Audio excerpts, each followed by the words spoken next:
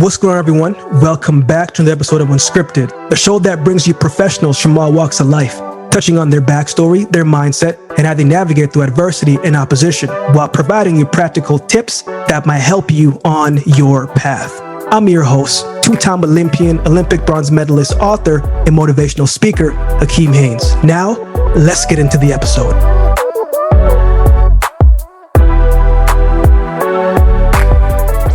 This week on the show, my guest, she's one of the fastest women ever in her event, which was the 100-meter hurdles. She has a personal best of 12.35 seconds. That is skating, especially if you know those times in the track and field world. She's a multiple-time All-American from the University of Louisiana, now a mother and owner of TJ's Health Bar, which is a healthy Caribbean-style meal prep company in Florida. This week, my guest is Jasmin Stowers. I had a great conversation with Jasmin. A lot of changes has been happening in her life since she stepped away from the sport of track and field, including a meal prep business with her fiance and, of course, motherhood. Those that have followed Jasmin's journey throughout the years, you know what she's been able to do on the track.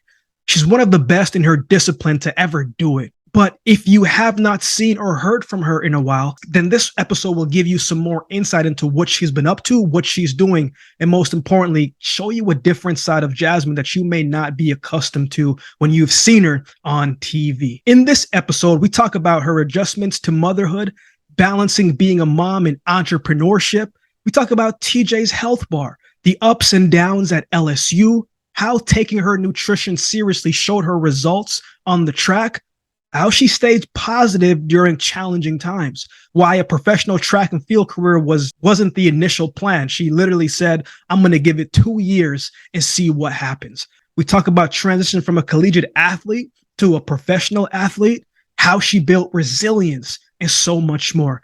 Jasmin doesn't really do too many interviews, so I was grateful that she took the time to jump on and share with what she's been up to, her mindset, and a lot of the things that she has been working towards. She's got a great story and perspective on how she navigates through it all. So with all that being said, you definitely don't want to miss this week's episode with Jasmin Stowers. But before you dive into the episode, do me a huge favor. Head to Apple Podcasts, Apple iTunes, Chartable.com, and just leave a rating and review of this show. This small act truly goes a long way in moving the podcast forward. Also, if you would like to watch the visual episode of the podcast, you can find the options in the description of the show notes below. So, with all that being said, enjoy the episode with Jasmin Stowers. Hey, Akeem, how are you doing? I'm well. How are you doing today? I'm doing good. I'm excited for today. Well, I'm really looking forward to it, Jasmin. I appreciate your time. I want to be respectful of it. I have so many questions. I just want to get into it. But I start every episode the same way. I'm big on gratitude. You know, I think there's a lot of things in life to be ungrateful about, but when we can be thankful, man, it just puts us in a good mood to start the day and finish the day. So give me 3 things you're grateful for today, Jasmin. Yes, I love gratitude too. Like every morning I do like appreciation practice, like where I like say things I appreciate. But I appreciate my family. I have a 1-year-old and I'm getting married in April. So I appreciate having like that dynamic. I appreciate just like being here today, being alive, you know, because a lot of people, you know, didn't make it for today. The one thing I appreciate is just I appreciate like new beginnings and taking risks to get to where I want to go. So I'm grateful for that. There's a couple new beginnings that's happening in your life. And I know the stresses of wedding planning. So we're going to talk a little bit about that. But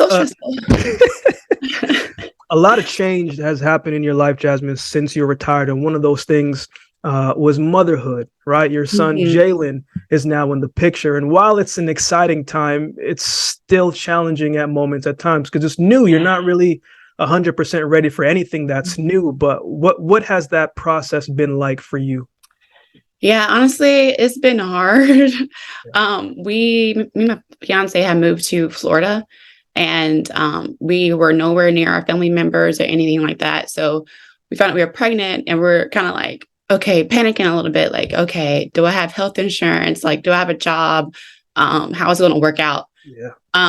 So we literally just prayed about it and ended up working out. You know, I found a job and had health insurance, and we had Jalen. And motherhood is like something you can't really prepare for because it's constantly changing.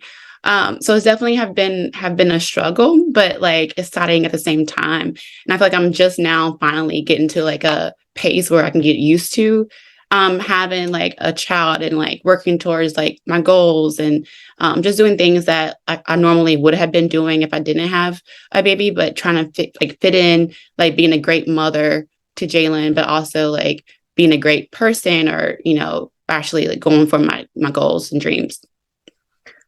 What does balance look like for you now? Balance. Balance is literally waking up, making sure my son is okay. Making sure he's alive. That's important. Yeah, like literally it's like my son, okay. And then like anytime that I do get, if it's like 30 minutes, like 2 minutes, I like utilize that to my best ability. So literally I'm like trying to answer emails, trying to plan like Instagram posts, trying to like figure out what's the best thing for our business. Any moment for that, but majority of it is a lot of work and a lot of like taking care of my son. Jasmine, one of the things that I don't think people really realize or put too much focus into is self-image, right? Especially when it comes to a woman's body. What has been some of the biggest changes for you in that format? Yeah, I think that was the hardest part because, you know, as athletes, we have like abs, you know, we look good. And I guess you still look good now, but like, I guess it's a different way as a mom. But the biggest thing has been like your body does change, right? You grew for 9 months, you grew a baby and your skin stretching and you have a little more weight on. I think like it's important for moms to realize like, it's okay to have a different body.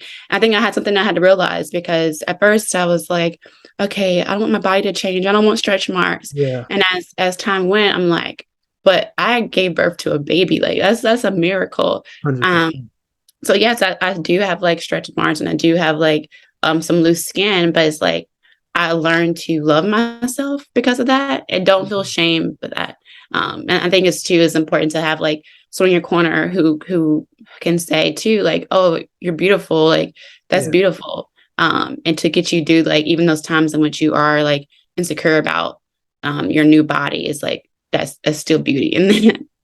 Yeah, because whether men will say it or not, they have the same issues as well too. It's just we don't have to give birth, so it's a little bit different, right? But you know, it's still these learning lessons that we're all trying to figure out. Again, it's still new, and from what I've seen and from what you know Chanel has told me, you seem to be handling it very well. Which, you know, it's life is a lot of ups, a lot of downs, and a lot of just trying to figure it out.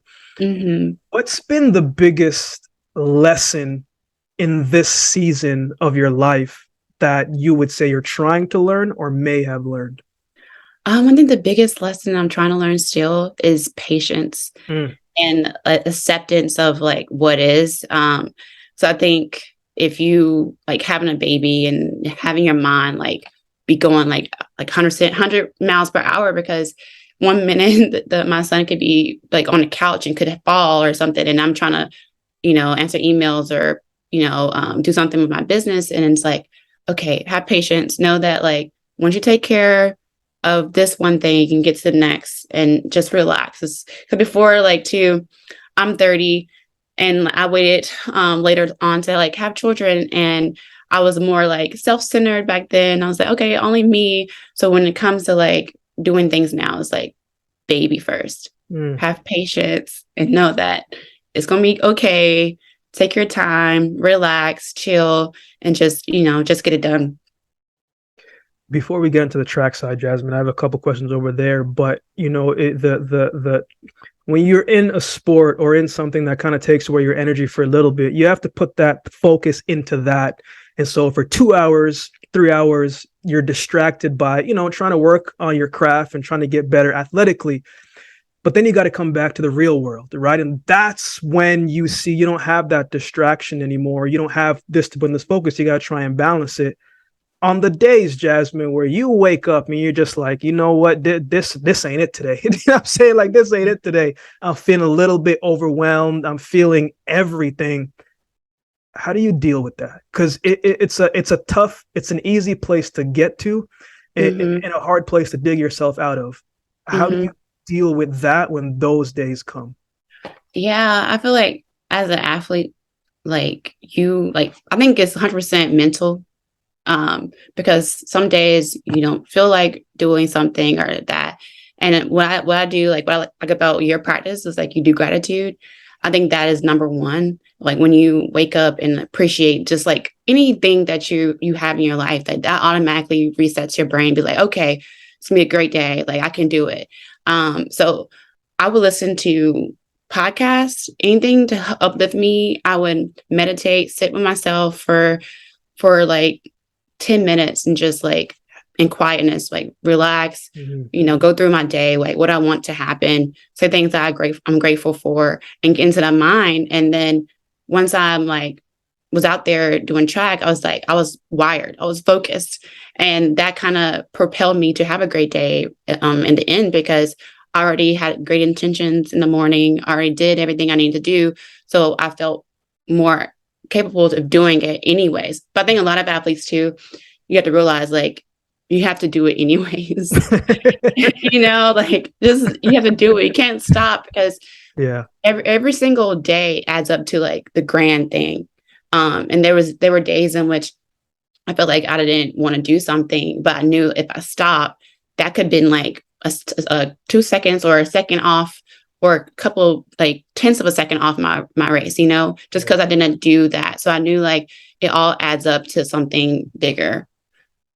I know one of the things, Jasmine, that has helped you in your career and has helped me in my career as well, too, is nutrition, right? I've always looked at all of the angles that will help me, one, live a long life, because that's what it's about, live healthily, but also help me on the track. And I started to see Yeah. these correlations between people. I'm like, yo, these guys are eating donuts and they're Yeah. eating this. I'm like, yo, okay, that they can get away with it now because they're athletic, but at some point, all this broccoli and stuff that I'm eating is going to allow me to even the playing field. And one of the things that Chanel told me about it, and I was very excited about it, I was like, yo, how can we order? Right? Was your new venture, TJ's Health Bar. Talk to me a Mhm. little bit about that, Jasmine. How did you get that started? And what's been that like running it now? Because entrepreneurship, man, that's a task in itself, but that's an exciting Yeah. start in a new journey of your life. Yeah, it's very exciting. And I bring that back to even as an athlete, when I like was running, like what you said, like you change your way you ate, you saw improvements. I majored in nutritional science, but I didn't change my diet until after I was a professional athlete because I was like, I need to get better, right? Like Yeah. I was a little bit heavier than what I wanted to be. I think I was like 20% body fat in college, which as a professional athlete, you need to be like a little bit lower than that. So one thing I changed that made the drastic difference was what I ate. So I literally changed my food and I saw like drastic difference. I started getting leaner. I started recovering faster from my workouts. And that propelled me from going from like 12.7 in the hurdles to like 12.3 in the hurdles just by changing what I ate. Yeah. Um, so I wanted to like tell people more about that. So I did nutrition consultations and did stuff like that. But I feel like people need more tangible things. They need to like see Yeah. it. They need to like put it and eat it because if you don't do that, they're most likely not going to follow a meal plan.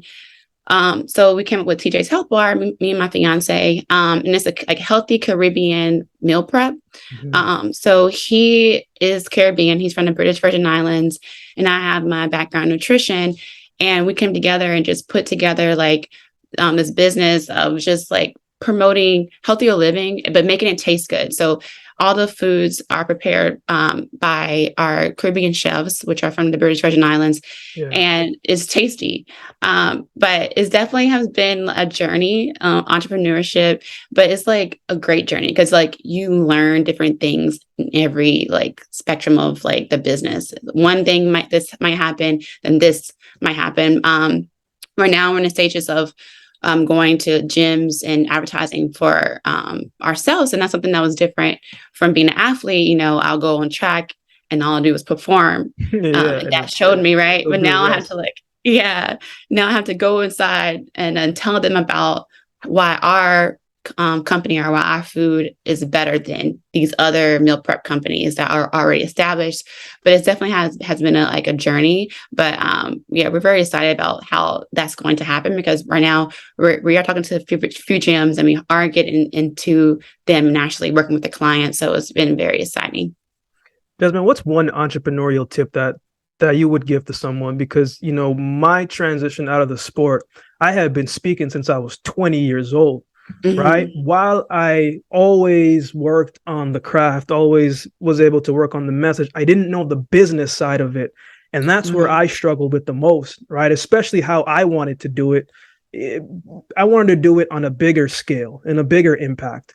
And I didn't know how to go about it. So I kind of struggled with that. But I eventually found my way to get a little bit more. But a lot of people don't act on what they believe that they're called to do or are led to do or want to do, because there's something missing. And sometimes you don't know what you need to hear until you get an advice that resonates with them. What is one tip that you will give someone, especially as athletes, right? They don't think about retirement until they have to think about retirement. And by then it's a little too late. Well, it's never too late, but it starts to weigh in on you a little bit more. What's one tip that has helped you in your entrepreneurial journey? Yeah, definitely a journey. I'll say start now. Before I even retired, I was promoting like nutrition stuff. I was offering nutrition coaching, offering meal plans, because I knew that I wanted to do that in the future. So start now and trust that you're going to make mistakes. Like no one's perfect. No one starts off like being the greatest, like for me, it took like years so I can even reach professional athlete status. So it may take a while, but if you stay consistent, you have like a good message and you're actually helping people. If you're really serving people, like your business is going to take off. It just may not be at the moment, but every time you have something go wrong, take it as a lesson. It's not like a loss. It's like, okay, now I'll know that this won't work. So let me try to do something else that will work so I can get to the next level. Like it's all about failing, learning, failing again, learning. So you can propel to the maximum success, So I think staying consistent, if something isn't working, figure out what works. There are people out there who have been successful, who had results, see what they were doing, see what, why their business was successful, and literally call them, mentor them, look at their YouTube videos are free, everything. There's keys to that. So that's basically it. Cause I remember when I was a professional athlete, I was a college athlete, excuse me. I wanted to be a professional athlete, and I literally looked up professional athletes videos. I looked up Brianna Rollins, and I saw oh, she did this thing with her leg. I'm like, I'm gonna try that. Anything success leaves clues, so do that as well.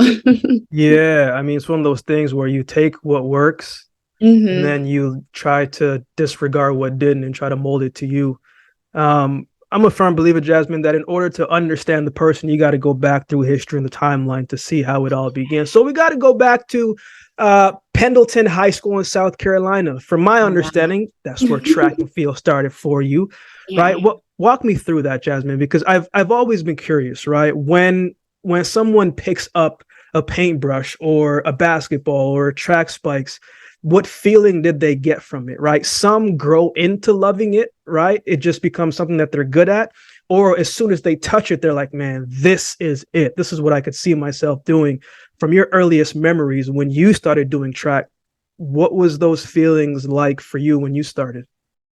Yeah, I started when I was 8 years old, right? My parents put me into a sport probably just to do time and have fun with other kids. Yeah. So I ran track when I was 8 years old, and then my coach noticed, oh, she's a little tall. Let me try to put her into the hurdles. So I started running hurdles at 11. And literally probably the first year I ended up making nationals, which was kind of unheard of in Pendleton, South Carolina, or Anderson, South Carolina. It's very low key place. So I ended up making nationals and placing 8th place. just like, oh wow, she has potential in this event. Like I'm gonna keep doing it and doing it. And I had a great coach at the time, KB Brown, and he literally brought me up from when I was like 8 until high school. And this was like my summer track program, excuse me. So like, this is where I would spend my summers doing it. So I would work every summer with KB Brown, and he's a really good hurdles coach. Yeah. And he got me to the point in which I was like being viewed by colleges in 7th grade. Like Wow. I was the ranked number one in the country as 11th grader, and just by like staying consistent. So through the years of summer track, I would be number one in the hurdles, and just by like having like a mentor like him who like took me under his wing and provided me with like the tools I needed, I was able to like consistently thrive in that event. When you look back, Jasmine, because no person is an island, you can't do it by yourself. And sometimes you don't know what you're capable of or what is possible until somebody may say something and you kind of think to yourself, okay, if they said something, then maybe I could be that. What were some of the earliest lessons? Maybe something that people say, right? Because our environment makes a huge difference. Maybe something your parents said, maybe something your coach said that stuck with you, right? When you are going through something and you remember this, okay, he said this. Like one thing that my grandmother used to say before she passed away, she used to say this, and I didn't really understand what it meant. It had nothing to do with sports. It was more of a life thing where she said, Akeem, if someone does not take the time to get to know you, then you have all right to disregard what they say. But what she was kind of telling me was, I guess it was kind of preparing me for, all of the internet coaches that when you do your sport and the stuff that people were saying, like disregard that and lock in. What do you remember most about those high school times? Maybe something someone said directly or indirectly that kind of stuck with you. Yeah, for me, like my parents are very, very supporting and very, very loving. So I grew up in that household of you can do it, you love, try your best. Like I always felt when I was out there that anything that I did that I was okay because my mom and them loved me. Powerful. Yeah. So even when like there's one point in which I wanted to quit track and I was like, I'm tired of this. Like I don't want to do it anymore. Yes. I did it so long, right? And this was in high school. Mom was like, no, you're not going to quit. Like, are you crazy? Like you can, you got to get a scholarship and you're going to be doing great things. So I think like nothing in particular in what they said, but how their actions and how they were always there for me. In every track meet, they always provided me with everything I needed, and they showed love. And that's something that I think a lot of people don't realize, that it's so important, that if I can go out there and I feel like if I have a bad day, that I'll still be cared for and loved. That made the greatest difference to me. Wow, that's a great tip for all parents and all people right there. It's important, man. Like when you can run free and feel like regardless of the outcome, you're going to be okay. And a lot of times as people, especially growing in certain environments, we feel like we cannot have a bad race. That's how I felt. Yeah. I'm like, I got to get a scholarship. There's no if, there's no ands. It's a yes. And that can weigh in on a young person and make what is supposed to be enjoyable not enjoyable anymore. One of the places, Jasmine, that I was in the same conference in the SEC, but I heard about you at LSU, and that's kind of where the track and field started to take off for you a little bit. But before we even get there, how did you get there? How I get there? I remember I was ranked number one in the world, or in the country, sorry, for 11th grade. And I had scholarships from a lot of schools. A lot of schools wanted me to come to their school. Where else did you consider? So my top five visits were Florida State, Texas A&M, LSU, Miami, and I think another one, I can remember the other one, but those were the top ones. And I did my visits, and I went to LSU, and I just loved LSU. Like it was like Lolo Jones was there. They had evidence of like successful hurdlers, and they were powerhouse with sprints. And then honestly, they told me it's probably the only school, because in high school, I ran the 100 hurdles and 400 hurdles. They're probably the only school that told me that I only had to run 100 hurdles. I was like, okay, sign me up, because you got me. I didn't want to do much. Yeah. So literally, yeah. So literally, I was like, okay, they want me to specialize in one event. I can give all my energy into this. They had a good system. Like, what I feel like they allowed their athletes to become like adults, because there were a lot of programs that were like, this curfew, you can't do this, can't do that. And I'm like, well, I'm really function that way. I like to like, grow and, on my own. So they were one of the only schools too that, they didn't have curfew for their athletes. They allowed them to go through it, make some mistakes here and there. And then, they'll be there to like, advise, whatnot. So I chose there. And I'm glad I did, because LSU is like one of the best schools ever, and the great in athletics. And Dennis Shaver is like one of the best coaches out there. If you want to run the hurdles or even be a sprint athlete, like LSU is it. Yeah, LSU is one of those powerhouse schools, and whenever I go and speak to kids, especially in high school, we're making that transition. I tell them all the time too, because it's not, you shouldn't just go to a school because it's the name. Right? Because that may not be the best one for you. It may not fit your body type. It may not fit your workouts. So it's important to definitely do your research, but always look at the history of the athletes there as well, too. Because as we talked about at the beginning, success has a way of repeating itself. So it's not always about the name. I've seen a lot of people go to big name schools and didn't have the success that they probably should have. But Jasmine, you get to LSU. I got to Alabama 2013. And I just jumped right into it. And I wasn't used to that. I wasn't used to, coming from a junior college in Barty Community College where it was like 1,500 people. Everything is like 3 minutes within from each other, right? You could wake up at 8:55 and still make your 9 a.m. class. But then I got to Alabama, and it was different because now it wasn't 1,500, it was 45,000 people. And now I'm going into these classes and I'm like, these teachers don't care if I'm here or not. I got this clicker that's saying, and I wasn't used to the fact of, okay, SECs is Thursday, Friday, Saturday, Sunday, but you're leaving a week before. And your teachers don't care if you make up the classes or not. They're not going to feel sorry for you. And so my GPA fell, and I spoke about it before, my GPA fell from a 3.1 to a 1.9. And I was just like, holy crap, this is a lot. And I was doing nothing changed, but I wasn't used to it. Your transition, was it easy? Did it take some adjusting? Like, what was that like for you, just from a student athlete standpoint, not even touching the track yet? I feel like it was like highs and lows, because I came in, I struggled on the athletic side. Like, I was a little bit overweight. The coaches didn't know if I was going to make it to the next season. And that's how bad that they thought it was going to be. As a student athlete, I feel like I was in the mindset of like, I got to get my degree. Like, it's opportunity. I'm getting this paid for free. And I was like, okay, I didn't want to get my degree in something that majority of athletes would get it in, because it was easier, right, to have a degree that isn't as strenuous, but also, so they can perform well on the track. Yes. So I actually was like, okay, I need to sit down and figure out how I can make this the best experience ever for me. So I ended up majoring in nutritional science. So this had a lot of sciences. This had like a lot of effort for me. But I ended up sticking to it and just studying and going to tutors and just like having that mindset. Okay, I want to finish with a okay GPA and still be a professional athlete. And I feel like, a student athlete. And I feel like I did that through my career.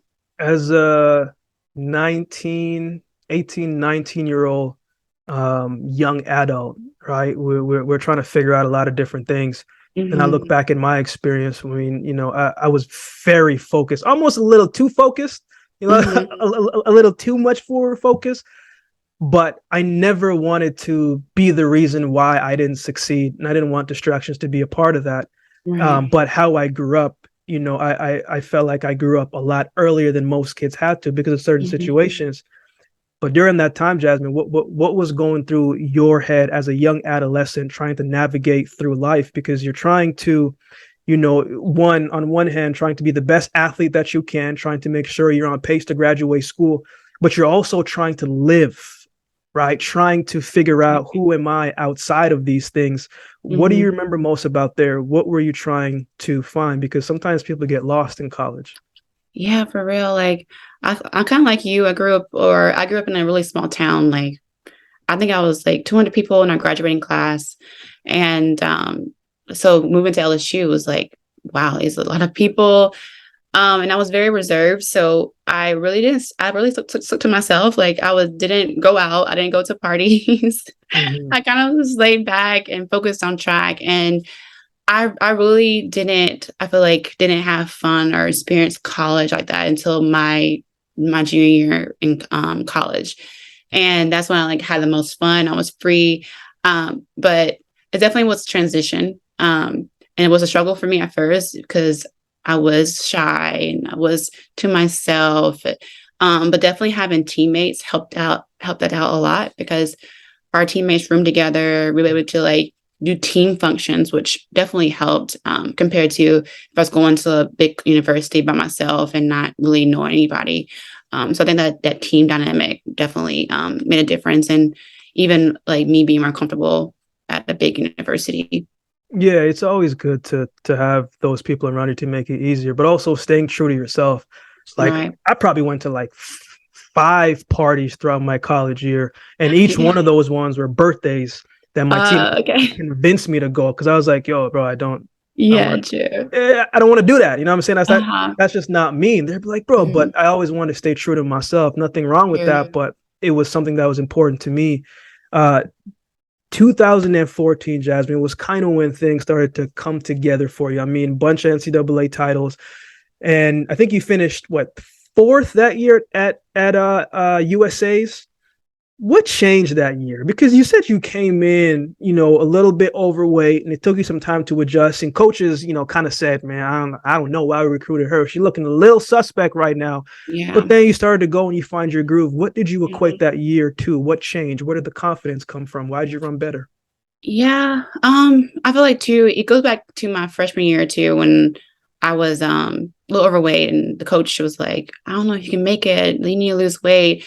In my head, I'm thinking, well, I'm basically kind of the same I was in high school. Like, what made a difference? And What are I'm you talking like, about? Yeah. yeah. So I'm like, well, if I know that I'm talented, so I had to like really dig deep and it's like I can do this. I'm Jasmine. Like I did before, Mhm. I can do it. So I think a lot of like internal confidence and internal work ethic. But when it got to my senior year, this is when I was thinking about being a professional athlete. So I was like, okay, I want to make it to the next level. I need to get there. And my focus changed. I literally changed Mm. my focus. I dialed in and was like, I'm going to give it a shot. So literally before I was like, I'm going to give it 2 years of me trying to be a professional athlete. Doesn't work out, then it won't work out. So during that time, I just had to stream focus and know that I wanted to reach that goal of being an athlete because that's what my goal that was at like when I was like 8 or 9. It was like be a pro athlete, be an Olympian. So I know that it was my time. I had all the training from one of the best coaches out there. So put it together and actually go for it. 12:35, one of the fastest times of all time. And I also read before that before you even turned professional, you were thinking about, look, I don't want to do this anymore. You're thinking about just being a dietitian after school, but then you decided to continue. And what I think people don't realize looking in is when you look at it is from the outside looking in is they think every single athlete, because you see them on TV, means that they're doing well. Not always the Mm-hmm. case. There's a lot of Mm-hmm. people who aren't financially doing okay and are trying to get there, Right. but you gave yourself 2 years. Mm-hmm. Why? Because I've seen a lot of athletes who would keep going and going and going. And like I don't want to be like the dreamer shut downer person, but sometimes too, I feel like God gives you like signs when it's time to move on to something else that you are better at or that you're destined to do. So I was like, I'm gonna give my all for 2 years. I'm just focused on this. I literally worked like a job that I was only making like $200 every 2 weeks. Mm. But it was enough to pay for my rent. And I was like, okay, I'm fine. So I would literally go to practice, hurry up, get showered, and then hop to work, and then just do this thing over and over again. But during that time, I was super, super laser focused. So I would have a vision board. I wrote down everything I wanted to see. I wanted to get a sponsorship by Nike. I would literally see everything. I would go home after practice, do my abs, making sure I'm like measuring out what I'm eating, the carbs, proteins, all that kind of stuff. And then I would go to my job and then come back and then go to practice, super laser focused, like go there. And people on the team at the time, they're like, dang, Jasmine don't talk to nobody. She's always working. I gotta go. Like, I'm on timeline. Yeah, this is like life or death. Like either I'm going to make it or I'm like, Yeah. what am I gonna do? I had no option. So, yeah, I literally was laser focused. I changed everything, and like I was comfortable being uncomfortable for a period because I was super uncomfortable. Like, but I knew that if I gave myself my all, that it could either, go big or something else will show up and I can go towards that route. But I knew that if I didn't give my all in that season, then I wasn't giving myself a chance to. Last two questions, Jasmine. And this is one that I think a lot of people struggle with too, because you feel like if you don't reach a certain mark, that you feel like the whole journey has been washed. It's been a failure. Mm-hmm. You talked about the Olympics being a dream of yours, and you got very close on a bunch of times. Yeah. When you look back at that, Jasmine, are you okay with how your career ended? I know you're struggling with injuries as well too, but that's part of it. Whether we like it or not, it's the ups and downs. But when you look back on the entirety of your track and field career, you may not have achieved the goal, but the complete goal, but there are some other things that maybe you didn't equate for that came in, but also who you turn into. When you look back at that, do you think that you failed, or do you think, you know what, I'm okay with how this ended? Yeah, I'm definitely okay. Because I feel like I'm okay because I gave my all in it, and I met my closest friends through track and field. I was able to travel the world and see places that people have never seen before. I met my soon to be husband through track and field, and it's like, I'm really grateful for it. There were times in which, I wanted to reach a goal of being Olympian. That was like my major goal. And during that time period, for 2016 Olympic trials, I saw myself being top 3. And as a hurdler, you need focus, right? Whew, but especially in America, geez. Yeah, it's insane. And I was running and I felt myself like, yeah, I'm Olympian. And literally the last hurdle I fell over. And it was like the worst feeling in the world. But I knew that I gave my all into it. So what other could I expect it? It just wasn't, meant to be. But going through that, I think if you focus on not the getting to this level, it makes experience not fun. And experience was fun. You travel the world and meet people. Got sponsorship by Nike. It was amazing career. And that's why I knew it was time for me to be done, because my body, didn't allow me to go anymore. So I'm like, well, this is it. And I'm okay about it. I'm okay. And having that mindset of accepting it makes it easier for when you retire, because you no longer are in regret or, oh, I should change this. It's more like, wow, that journey was beautiful. Yeah, that's how I felt. I mean, track and field for me was never a dream of mine, right? But it was something that, when you do something, I'm a firm believer, whatever it is that you do, man, you got to do it to the best of your ability, regardless if you like it or not. And that's what I did, right? And when I look back at it, I'm thinking to myself, man, all I wanted track and field to do for me was to get my school paid for. Yeah, everything else to me was just a bonus. True. But when you work hard for something, hard work is a prerequisite for anything in life. It shouldn't even be something to say, oh, work hard. You should know you're going to have to work hard. Mm-hmm. But a lot of things in life, man, the best things happen when we least expect it and when we're just trying to go. Jasmine, I finished the podcast the same way. They hear from me all the time, right? But from you, sometimes we wake up and there is something on our heart, something on our mind that we may not know how to get it off or have the opportunity to get it off. But you're closing out the show today, Jasmine. What is a message that is on your heart, your mind, that you would like to share with the audience today? I'll just say, be yourself. You know, you are gifted with gifts that God gave you. And the best gift is to just show the world that you're unique. And that will attract many things into your life if you just be yourself. Like, there's plenty of people out there who try to imitate other people. But if you decide to just live in your authentic self, you will open up so many different things in your life. Jasmine, where is the best for people to keep in contact with you? And if people want to get some meals, which they definitely should, because I saw a jerk chicken combination there. Yeah, I was like, yo, we got to get that. What is the best way to, one, follow the journey, but also keep in touch with the business and how they can purchase their own meal prep business and also learn about bettering their self from a health standpoint? Yeah, my Instagram is Miss Jazzy4. That is my personal Instagram, but I also do nutrition advice on my wellness Instagram, which is Jazzy Wellness. And then our TJ's Health Bar is our site for meal prep, Caribbean meal prep. So come over there and follow us. If you have any questions, let me know. I'm happy to answer them. Also, too, if you want to order food, you can do that on our site at tjshealthbar.com. And when they order it, Jasmine, it can be from anywhere, right?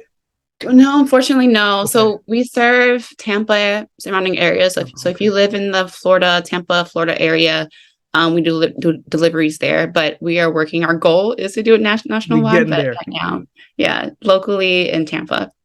Jasmine, thank you so much for sharing. This has been great, man. We could have a whole nother hour conversation, but life is going to lead us in a lot of different ways today. Yeah, so, Jasmine, thank you so much for your time. I really appreciate it. God bless and have a good rest of your day.